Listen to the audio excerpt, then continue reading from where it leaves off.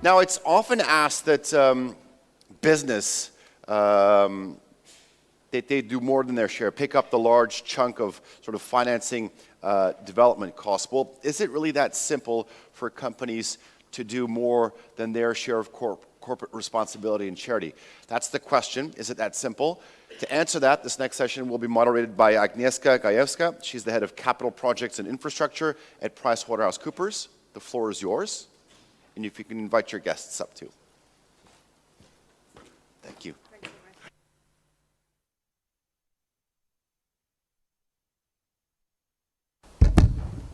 Okay. I hope it's working. Hello everyone and welcome to our panel about markets and investors. I must tell you I'm really excited about this specific panel because we are going to look from a slightly different perspective. We have a panel of investors and also investees who are covering the very broad spectrum of impact investments. We will be talking about infrastructure, sustainable infrastructure, but we will be also talking about high-tech solutions for impact investments and impact businesses. So without any further delay, I would want to welcome on the stage our panelists.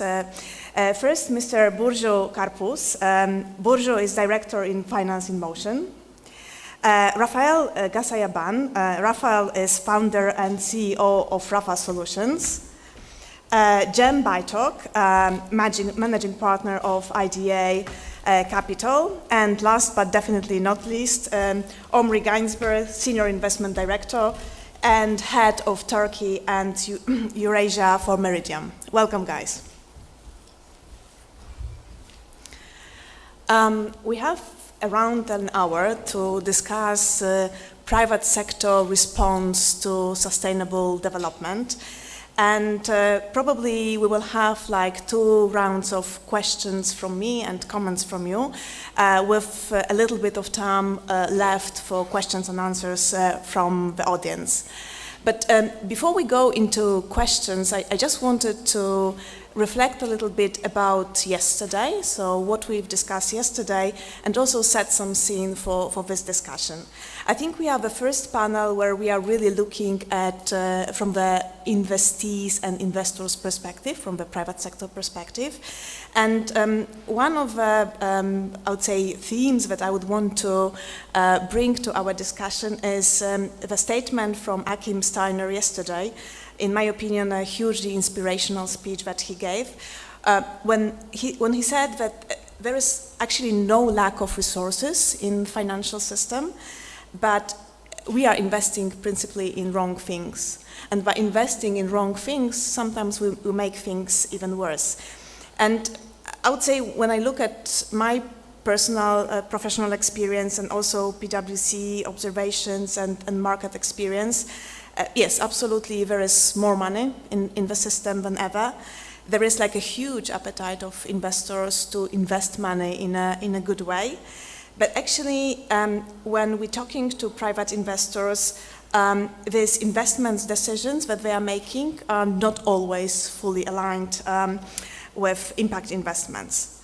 Now, when you're looking at the economic calculations, and if you have some numbers put together, the answer should also be quite clear.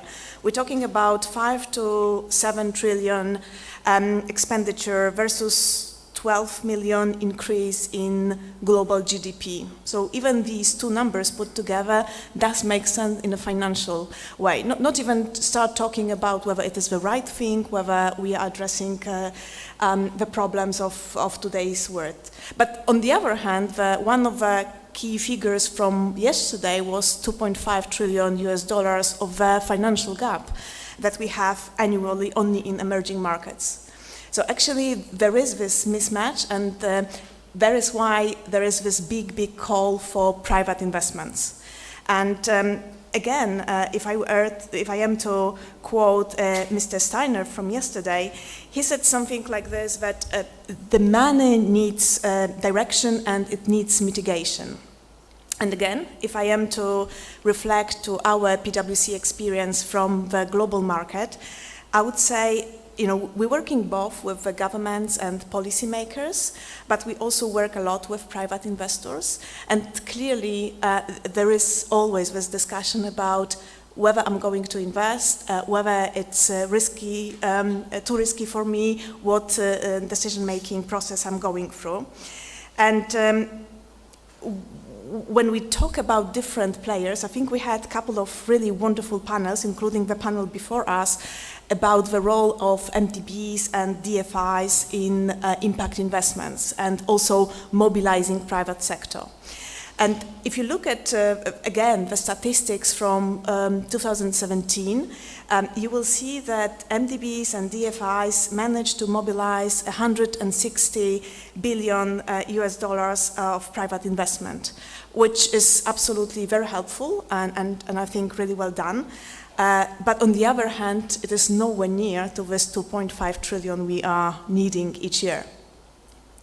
So in our discussion, I would want to somehow reflect these numbers and reflect these needs and to better understand how your companies, how your investors are looking at it. And I would want to focus specifically on emerging markets and medium income countries. We could talk about Eastern Europe, we can talk about Central Asia. One final statement that I remember from yesterday was from Mrs. Burcu, who was talking yesterday about Southern Eastern Europe and Western Balkans.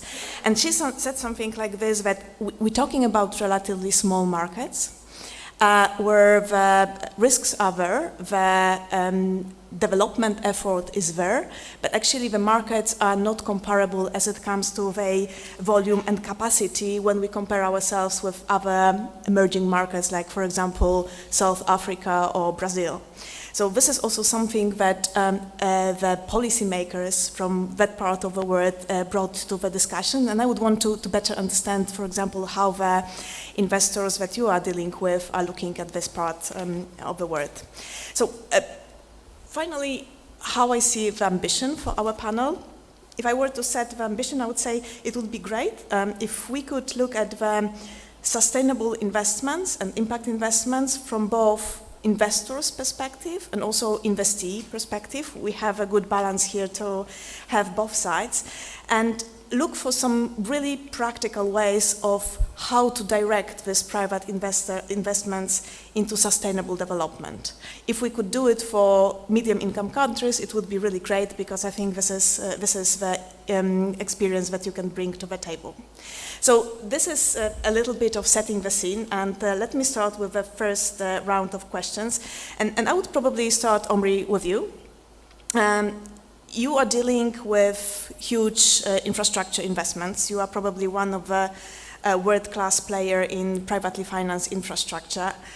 And it would be great for you to give us a little bit of overview how you guys understand sustainable infrastructure and sustainable investments. And also, how are you able to align the interest of your investors with the sustainable development, communities you are working with, and the governments you're working with? First of all, let me thank you for having me here today, to the audience for their interest.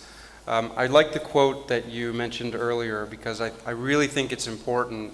Before I answer the question, for us, we've managed to mobilize over 50 billion euros of private capital into infrastructure all over the world. So there's no shortage of money, and there's no shortage of investors who are interested in infrastructure.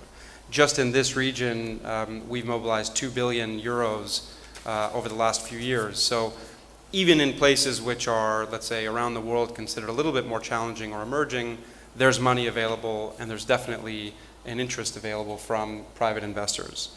So maybe just to answer your question, for us, when we talk about investing, investing is really a tool to deliver sustainable and resilient infrastructure. It's not really the end goal in itself.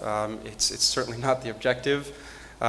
So, we are long-term investors in infrastructure, but what that means is that when we talk about sustainability in building and managing public assets, right? So roads, hospitals, water treatment facilities, airports. We need to do that where it generates benefits over the very long term. And financing, investing, both of those things just allow us to do that on a much larger scale. The way that we do that is by tapping pension and insurance savers. So people like us who have their money or their pension savings, tapping those types of savings which are very long-term in nature and are naturally more aligned, being long-term, with the long-term nature of public assets. So it sort of makes sense to channel those savings into productive assets that help future generations. It seems to be a simple equation, but it's not always so easy to deliver. And those savers are usually driven by actually two types of goals. One is obviously impact. They want to know, is the money that's being invested on their behalf benefiting communities where it's being invested? Are we actually improving people's lives? Are we improving resilience against climate change? Are we supporting the carbon transition? This is important. When we talk to investors, they usually ask us this first before they start saying, well, what are your returns on investment? And normally the way that we do that is by measuring impact through ESG criteria, but also specifically the SDG framework, which for us is part of our investment procedure, part of our investment framework when we look at any investment. And then secondly, of course, they're interested in meaningful returns. They are looking to generate return, but they're really looking to do that on a long-term and stable way. So they're looking for long-term income, which, again, that aligns very well with the sort of infrastructure that public sector, governments, people typically want. They want infrastructure to last a long time. They want, when a new road is built, they want to make sure that it's well maintained and delivering the service over not 10 years or 15 years, but 30, 40, 50, and sometimes longer. So in practice, this is really what we're looking for when we talk about sustainable infrastructure investing, when we talk about aligning interests. We're looking to build projects, airports, as I mentioned, hospitals, like we have here in Turkey, water treatment facilities, where it's not really measured as a success when it's built, because even though that's difficult, that's not really the measure of success. The measure of success is how has it benefited the people who use it over a very long period of time. Lovely. I think, Omri, you gave a very, very good definition of what we referred yesterday as a high-quality money. Because yesterday I was sitting in the audience and I was thinking a little bit how, as a financier, I reflect to the high-quality money. It's like, dollar is a dollar. So is it really something like the high-quality money? And I think everything that you said here about investors first asking questions about the impact and only then about the returns is absolutely something that we are looking for. Burcu, I think something that came to my attention yesterday when I was preparing myself for this panel was your statement in LinkedIn that was saying you are harnessing power of finance for the benefit of people and planet, which sounded really, really great. I think what we would really love to hear is what does it really mean in practice, and how you see the impact, the appetite for impact investments in the middle-income countries. Is it a proper appetite for impact investments in this part of the world, or is it difficult to find such investors? Just maybe quickly give a little bit of feedback and a background about what we are doing. I'm working for Finance in Motion, which is a privately owned company, and currently we are managing 5 different impact funds that are focusing on different topics, development topics, but also in different regions. What makes unique the funds that we are managing they are public and private partnerships. So while we have the public money that is invested in these funds, like the KfW, EBRD, IFC, the government, the public money, on the other side we are also able to attract private investors into these funds. What we see is, yes, there's a lot of appetite from private investors to invest in these funds, because I definitely agree with my colleague. They are really looking for the impact. They are really trying to make a difference. And when we start discussing these investments, their priority is the impact that will be created rather than the profit that they will be making out of these investments.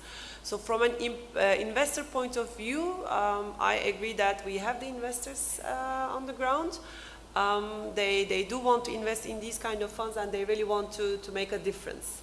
They are really very much attached to these sustainable development goals. In terms of investments and the awareness, the understanding from the financial institution side, we are mainly working with financial institutions, to give it as a note. So we are working with microfinance institutions, but also with leasing companies, banks, and other types of financial institutions on the ground, for them to on-lend these facilities to the relatively underdeveloped groups, or the groups that are in need of longer-term financing, that are basically like the disadvantaged groups in these communities.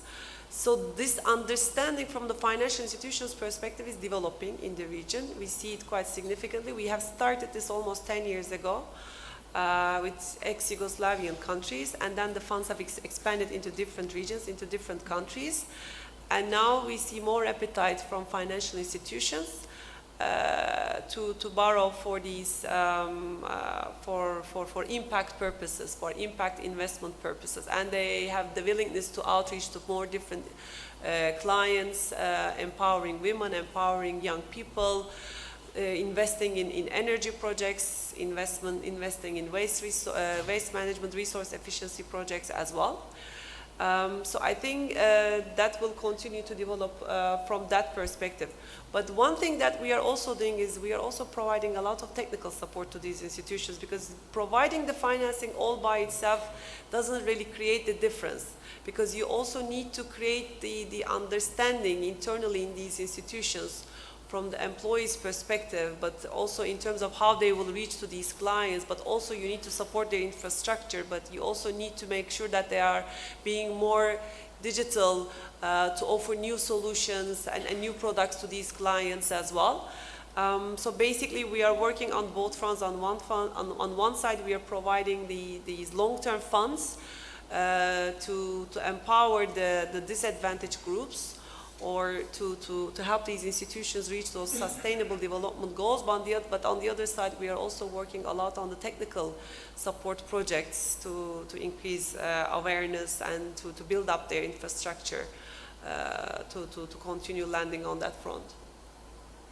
Thank you so much. You know, whenever I hear about the technical assistance and support, it's something that is very, very close, I think, to our heart. My background is in infrastructure, and Omri only know that technical assistance and helping both the investors as well as the beneficiaries to put together projects is, you know, very much at the heart of everything that we do. And Jem, I think it is a very, very nice transition to discussion with you. When LinkedIn was extremely helpful to help me prepare for our conversation, and I went to your profile as well, and you saying something like this: you guys are investing at early and growth stages to innovate impact businesses. You know, everything that sounds here, that is here, sounds really, really good to me. But can you tell us something more about your innovation fund, and how actually are you guys making your investment decisions? Something that was absolutely inspiring to me when I was reading is that you guys are promising your investors both social and environmental dividend. Is it something that is really attractive to broad categories of investors, and something that could be a future of investing in impact businesses? All right, thank you. I mean, here's the good news. There are a lot of businesses other than just infrastructure investment in impact investment space. What we have observed as an opportunity several years ago, that the businesses that we wanted to invest was in the areas of, interestingly, in, let's say, agriculture, education, financial inclusion, energy efficiency, and the areas like this. And then we realized that there's something called impact investing. And by nature, we found ourselves as an impact investor because we believe that because of the rise in the population, because of the need in the emerging markets especially, the scale of the businesses and the scale and the need and the problems in these areas creates a lot of business opportunities as long as you can pivot the disruptive technologies with an impact investing mind, which means a return and the impact should be alongside. If you can do that, we see that a lot of abundant investment opportunities, but it should start from the idea generation so that we are an early stage investor. That's the reason why we are an early stage investor, because at the growth stages, or if you will be running a buyout fund, it's very hard to find by nature or by design impactful businesses. But if you can start investing at the earlier stages to so-called startups, you can create very profitable businesses alongside the impact. Just a few examples. I mean, take healthcare. One of our sister funds, we are part of a global impact investment network, and we have a cornerstone investor from US called Capria Ventures, backed by IFC, Bill Gates, and the other big impact investors. And we collaborate among the fund managers in the emerging markets. And our sister fund in India, for example, had made an investment in healthcare, and they invested into a handheld mammography device, which cut the costs of screening to 1/10, and brought the screening device from hospital to the clinics. So, what was the impact? The cost cutting 1/10, availability for the patients at the clinics. So, this was the impact. What was the profitability? The women in India now are able to do the mammography in a year very easily, so that the market size they increase near 100 times, and still the profitability in the service is about 100%. So the cost of screening to the government or to the clinic is $1.50, and the real cost at the background is about 50 cents. So with innovative businesses, we can disrupt the business. We can approach the SDG problems with this disruptive innovation idea and create sound, still profitable with the basic unit economics, still scalable businesses. So we are investing into these businesses.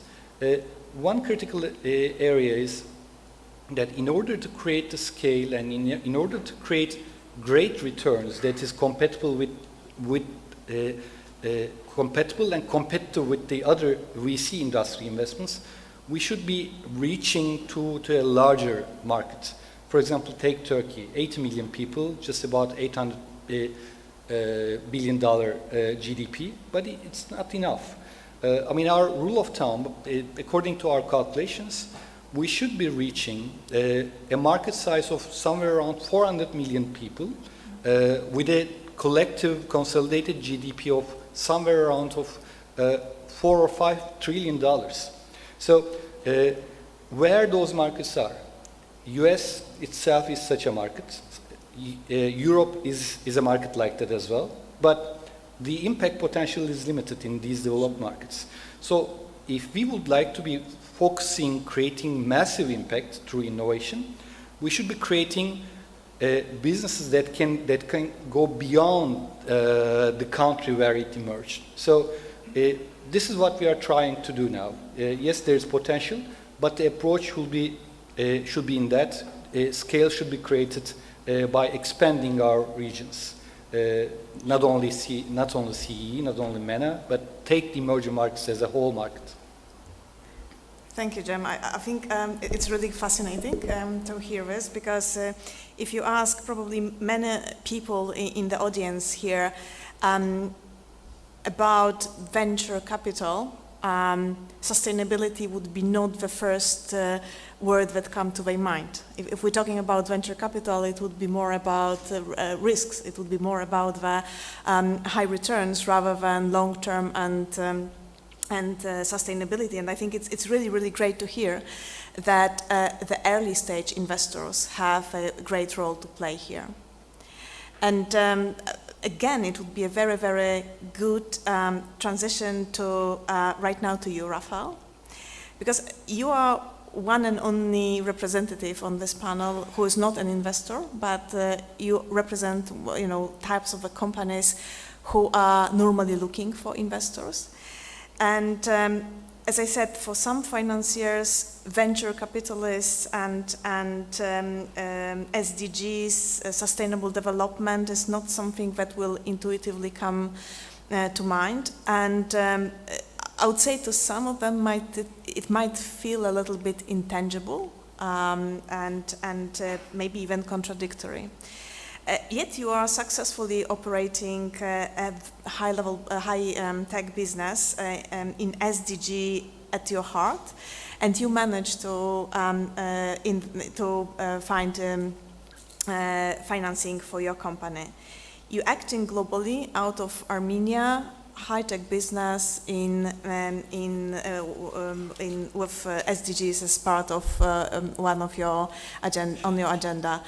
How do you do this? What is the real impact that you're giving to impact businesses, but also what would you say to investors to make them aware of these business opportunities like yourself? Thank you very much for inviting me, and it's my honor to be on the panel. Actually, what Jem mentioned and what he was expressing about the importance of the companies looking into their businesses, but basically doing impactful work, they still need to be a profitable business. That's very much close to my heart, like what we are doing with our company, and also the expansion. When you mentioned about the importance of expanding from the emerging market, our company was established and we operate majorly from Armenia, but at the same time, the whole market that we're targeting, it's outside of Armenia, and the reason behind is that the market is much bigger there, and at the same time, the impact that we can have, it's much bigger. So before I introduce about what we are doing and how much successful or how it's going on, I would like to express my opinion regarding Agnieszka's in the beginning when you mentioned about the how the financing is going right or wrong on the perspective of the SDGs and financing the companies both in the private sector as well as the public sector. One thing to mention, and this will transition towards our product introducing our product. Basically, I think that the poverty, all the problems that we have, it can be poverty, climate, inequality, all those that are currently part of the SDGs, and we want to concentrate to solve those issues. If we look back into the incentives or how those problems were created, we'll notice that it's somehow related to people. The same people have somehow created those issues that we're now striving to solve one by one, finding those problems in different parts of the world, and then basically making the water cleaner, reducing the cost for the food and making the food available and so on. So instead of much looking into solving the particular issues, I would probably rather concentrate on finding out the reasons why those issues were created and eliminating those incentives before solving the particular issues. So if we look into that, I think the major problem is the education. Basically, if people are more educated, all those issues, or at least like majority of those issues, will actually disappear. So as per my perception, the education is a key role, and the SDG number 4, which is the high quality education, should be spread all over the world. Like the way that we make people aware about the issues and overall being more higher educated, it's actually going to eliminate all the other issues and solve the SDGs in the other aspects as well. So that's something that we feel within our company, and actually our company is an engineering company. It was started around 7-8 years ago, and we are in industrial automation in engineering. And then we faced not terrible, but we faced a big issues with finding good resources, human resources. The major issue there was that the current institutions, the universities, the educational institutions, are very much concentrated into the giving some specialized knowledge, either in electrical engineering or computer science or business. So all the specializations are very niche and very vertical. But the current world and the technology, I would say the innovation and overall the technology growth is demanding to have more diverse knowledge rather than to be specialized in something really vertical. So we were looking for people who graduate the electrical engineering, but still they understand what is cloud computing, what is like, at least to have the basic knowledge of software engineering. So when we saw that, okay, that's really challenging, so we made our own training courses and we did internal trainings. And afterwards we saw that this is a very interesting product and others are interested to come to our company just for those trainings. So that was the starting point to come out a new product, which is, we call it now, it's IIO Think, that's related to Industrial Internet of Things educational curriculum. That was built within the last year, and we just started to sell it in the United States market, in India, Russia. We have got even a customer from Japan. So we started to sell the content, the curriculum, together with some project-based laboratories and some equipment that we partner with well-known international multi-billion companies to sell their hardware products. So then we understood that selling the content is really challenging. And if you look into that just as a business point of view, because the content is something, it can be easily just basically copied, or it's like a text. So, so that's when we understood that we are in a very impactful, like the education and changing the education, especially if you want to target the big audience, it's not something easy to be done just selling licenses. So we partner with UNDP, and there is a program called Impact AIM, which we are very proud to be part of as the first ventures to be like, I don't want to say just financed, but basically the network of United Nations, UNDP helped us to make this product more visible to our target audience. So we participated to a couple of conferences, and we get the very high demand and visibility.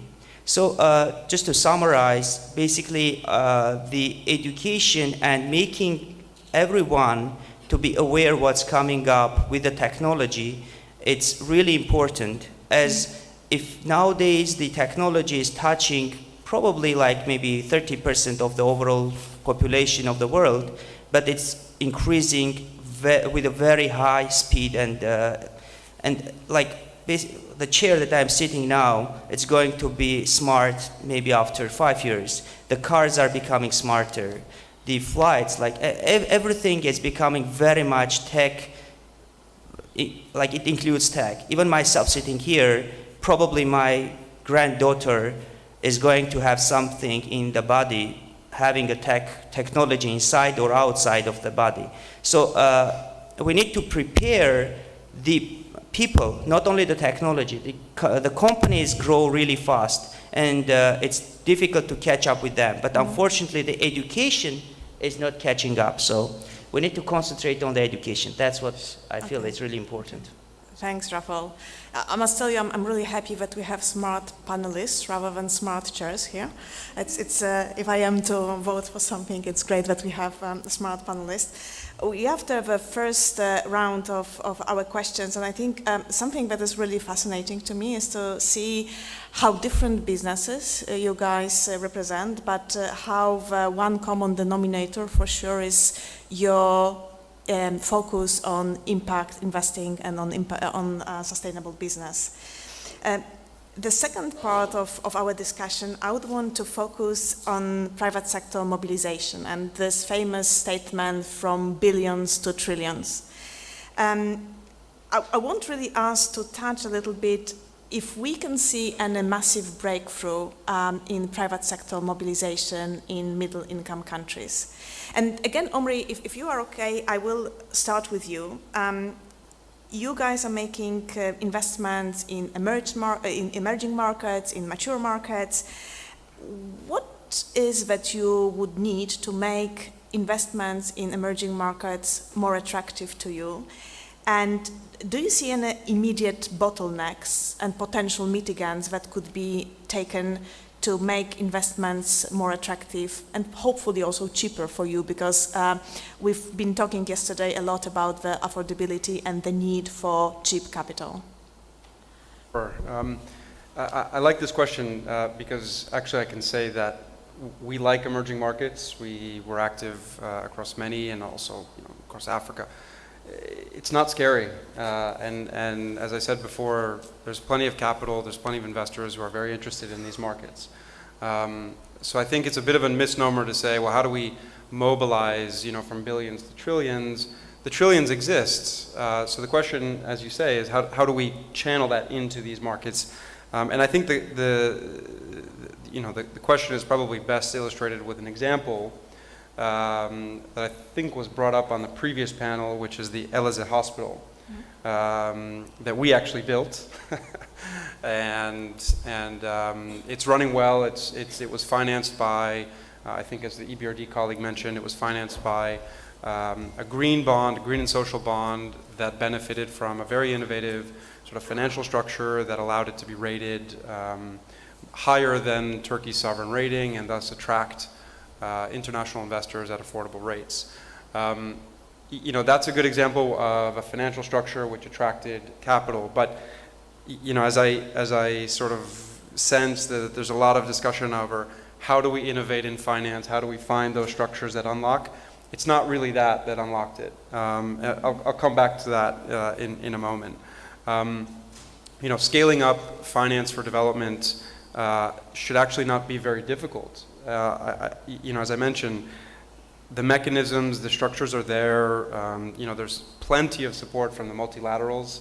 They're all super eager to throw money and throw resources and technical assistance in every direction. And as I mentioned, there's plenty of investors who are hungry for it. In this region, so Eurasia, CIS, I think there's two main challenges which are not unlike other regions around the world, even in some mature, quote-unquote, mature countries.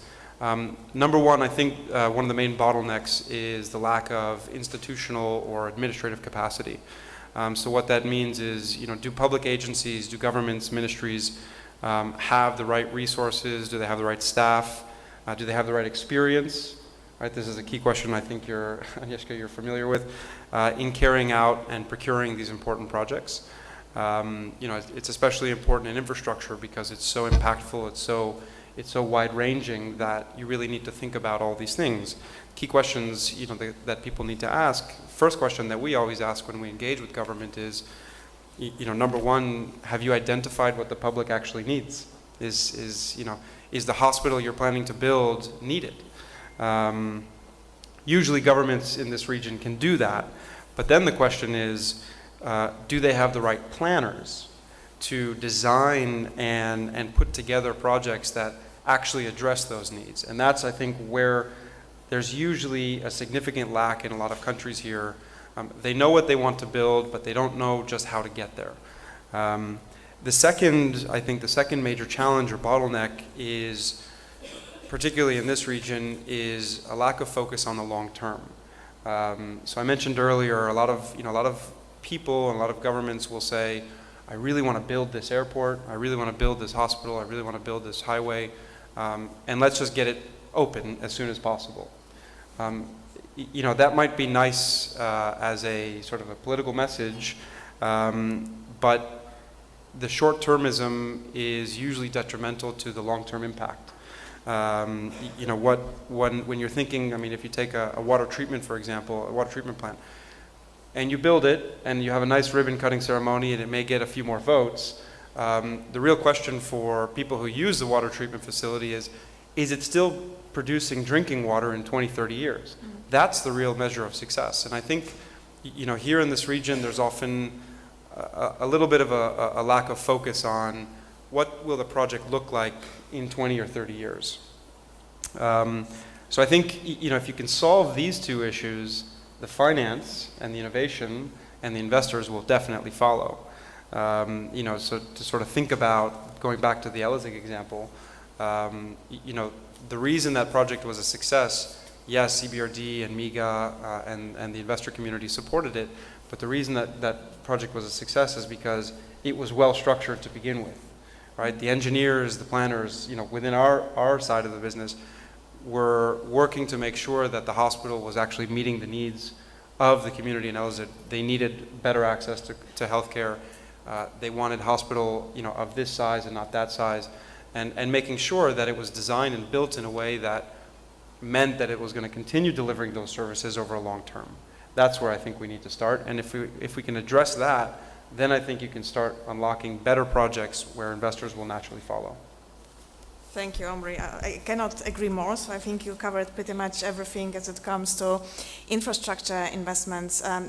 Again, Burcu, coming back to you and your investors, your anchor investor is from Germany. And clearly you are looking at a different part of the world. I know that you are investing in South America, in Latin America, in Asia, I guess, as well. So yes.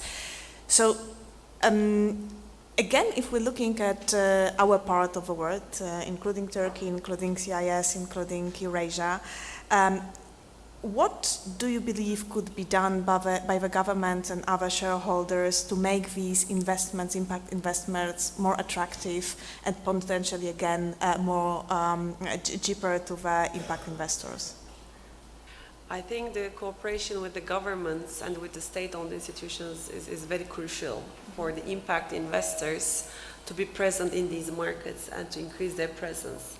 Because as long as the governments, as long as the states are not motivated, what you do as an impact investor is just limited, or the impact is limited, let me put it that way. For example, just to give an example, as an impact fund, we are very much interested in sustainable agriculture in different parts of the world, and we are developing a lot of projects. But when the government doesn't have a proper agricultural program in place, when you don't have the infrastructure, when you don't have the land registration or the agricultural insurance system or these kind of services that should be also provided by the government, the success or the impact of these kind of investments are also very limited, which is actually also having a negative effect on the private investors as well, because private investors are basically putting their billions and probably maybe trillions in the coming period just for the sake of creating the impact, but you cannot do it all by yourself because this is basically a joint effort. Or in case of, for example, fintechs, we are also trying to support the financial technologies because we see that as the feature of empowering some disadvantaged groups, but also increasing the level of impact as well. But if you don't have the ecosystem where these companies could be established, could progress, and could continue to be invested, then yeah, the impact is very limited. You're doing something as an impact investing by yourself, but what you can have as an end result, in the short run maybe you have something, but in the long term, as my colleague has mentioned, it's not sustainable. So something doesn't work out. So from that perspective, I think the working very closely with the governments is very important. and with the central banks and also with other state institutions, state-related institutions. Basically, that's what we are trying to do as well. So when we enter a market, wherever it is, all around the world, but I mean, today our discussion is more about Turkey and about the SEE. If we are starting and kicking off a project, we always want to have the governments or the central banks or state-owned institutions as our key stakeholders or as our key partners as well. We are in very close dialogue with the central banks, so whatever we want to achieve as a long-term impact in these countries, we want to make sure that they're also basically supporting our projects. We are doing technical assistance projects, providing technical assistance also to the central banks from that perspective, either to develop the fintech ecosystem, either to increase the financial inclusion, to support disadvantaged groups, empowerment of youth, empowerment of women, or to start to create an ecosystem where the startups could also become investable, not only from an equity perspective, but also from a debt perspective, meaning that the financial institutions should also take a role in that area as well. So yes, I think without the understanding from the governments, from the central bank, that they are a very much a crucial part of this whole puzzle, I think creating an impact and attracting more investors, whether it's the state or public money or whether it's the private money, I don't differentiate. It's going to be a lot more difficult. And maybe just to add on top of that, specifically regarding the financial sector, because we are investing mostly through the financial institutions, especially through microfinance institutions, which we see as very crucial still in the whole region in terms of creating impact-driven investments through smaller institutions. I think the regulation of the system, the regulation of the sector is very important. Sure. So this is something that the central banks should be taking very seriously. We see a significant improvement, especially in the last 10 to 15 years. It's not only the regulation of these institutions financially regarding their capitalization, regarding their profitability and so on, but also regarding basically the management of these institutions from a governance perspective, from ownership perspective, from management perspective. These are also very important for us because we can outreach to these, like companies or projects, whether it's the infrastructure projects or other projects as external investors. But I think the easiest and the most efficient way to create the impact and to outreach to those people in these countries and to those projects are basically through the local financial institutions. So if the local financial system is strong, if it's sustainable, if the financial system understands itself what sustainable development goals are, then this is where we will actually make a difference, so that we can basically work through the local financial system, but also work as the international investors to finance infrastructure projects, but also to finance startups, to finance, I don't know, like agricultural projects or other things. So I think this is a very joint event to develop the whole ecosystem and the investments coming for the impact purposes. Thank you, Burcu. I think something that definitely came to my attention was this sustainable and inclusive ecosystem that is needed, and all parties have a role to play. Cem, now coming back to you and your experience in Turkey, which is clearly very positive and successful, how do you see the future of venture impact investments, especially in medium-income countries? Do you really believe that this notion of from billions to trillions is something realistic? Yes. First of all, I think the effect of the new economy, which we can define it by businesses backed by technology and innovation and disruption, the effect of the new economy in the development, actually the marginal effect of the new economy in the development is higher than, I believe, other development investment areas. So we believe that. And the governments are slow to realize this fact, but they started to include interesting areas to support, especially it starts with entrepreneurship, putting money into the venture capital, etc. But impact angle is lately being added. But you know who is slower than the governments is the development financial institutions itself. They have even hard times to combine the impact investing with the new economy investment, so-called venture capital. I mean, I've been observing those problems in IFC, in EIF, in EBRD, in Proparco, in FMO, but lately, I mean, I can give the years, but just within this year, most of these names has started to adopt venture capital investment within their private direct investment strategies.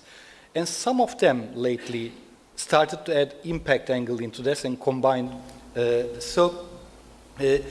believe that since the marginal effect in the development is higher, that investment flow will be higher. Coming back to my experience in Turkey, I mean, our government realized that the entrepreneurship and venture capital sector should be enlarged. So they initiated a program last year, a two-folded program where at one side TÜBİTAK, the Turkish Science and Technology Development Agency, Research and Development Agency, and at the other side Treasury, created a venture capital investment funding program for the fund managers like us. And they convinced, I mean, TÜBİTAK convinced universities, created a grant mechanism to let them to be the investors into the venture capital funds. And last year, and we chased after many universities with other GPs like us, with other venture capitalists. And in Turkey, we were the only fund manager who had an impact investment strategy. So what happened? 10 fund managers has been chosen by 23 universities in Turkey. 11 of those universities has chosen us. And for example, one was Elazığ Technopark, which is owned by Elazığ University, and they have a medical school. So these 11 universities commercially looked at other funds and have chosen us. So that makes a sense for, in terms of the impact investment, return and impact can make sense. And now Turkish Treasury is becoming a direct investor into our fund, and that story is now becoming a compelling story for other private players. So telco companies, energy companies, utility companies now are discussing with us to become investors, as like the other funds and DFIs. So it's a snowball effect, and it's a growing market, not only for us, but we are observing the similar scenarios in India, in South Africa, in Brazil, so it's a growing area. Great to hear. Omri, yeah? Because I want to pick up on something that Jem and Burcu both said. You know, this idea of, well, SDG 17 partnerships is critical, especially in this region, emerging markets. I think one area, because I've been hearing this question from others, one area where organizations like the UNDP, you know, the multilateral institutions can really help is encouraging governments to engage more with private sector to develop these types of partnerships. I think it's a great example, but it's also something that will be needed to not only deliver, you know, infrastructure in my world, but, you know, innovative schemes in new businesses, in education, in healthcare, definitely on the financing, in the financing world.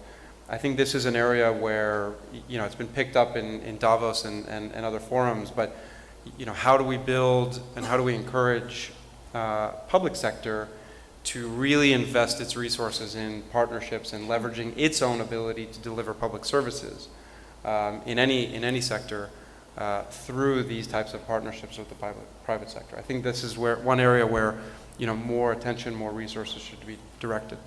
Yeah, I think in our discussions the importance of SDG 70s and partnerships cannot be underestimated. It's everything that you're talking about is exactly about how to make sure that everyone feels responsible and everyone pitches in. So finally, Rafayel, the question to you about access to finance. What we as a community, international community, local partners, local financial institutions could do to promote more companies like yourselves, the nimble companies, innovative companies that are pushing the sustainable agenda forward. Do you believe that there is like access to finance is a real problem for the companies like yourselves? And hearing what you have heard from our panelists, what else you believe could be done to make this access to finance easier for you? Okay, thank you very much for the question.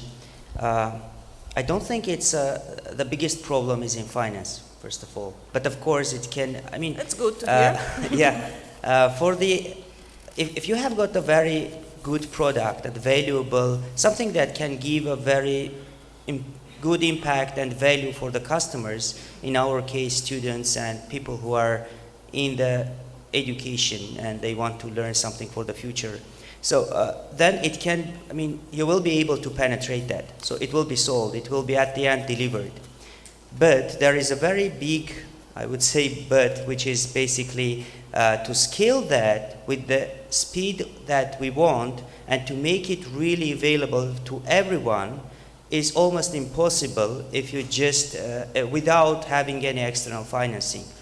So if we go with the routine way, with the way that we are now selling it, which is the B2B, selling like business to business, selling to the universities, sometimes through some funds, through some tendering, and maybe even engaging Ministry of Education. But that's in that way, it cannot scale much.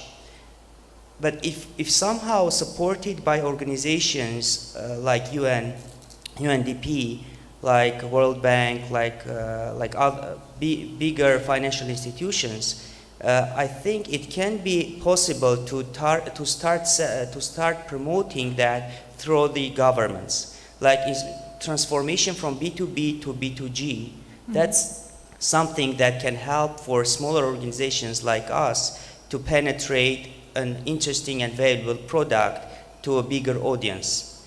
And the challenge there, it's not only the financial side, the money, but it's more on making it easier and accessible, the mechanism how to deal with governments. Many times the bureaucracy, the paperwork and the process of being engaged, like working with government, for the company of size like several tens of people, it's almost impossible. Like you need to have many people working to just make that happen. Not on the technical, not on the development side of the product, but on the technical side of organizing that. So probably just to summarize, of course, we're looking for some investment for the future scaling of the product, and changing the business model from B2B to B2G. That's probably what we're looking at. That's really an interesting insight, because most of the time when we're having these discussions is about money, and this gap is there, but it's really good to hear that being an innovative company, even more than for money, you're looking for this access to market, and this is where the government has the role to play. Thank you so much, guys. I know that we're standing between yourself and lunch. So we have a couple of minutes left. If you want to ask some questions or make some comments, now is the time.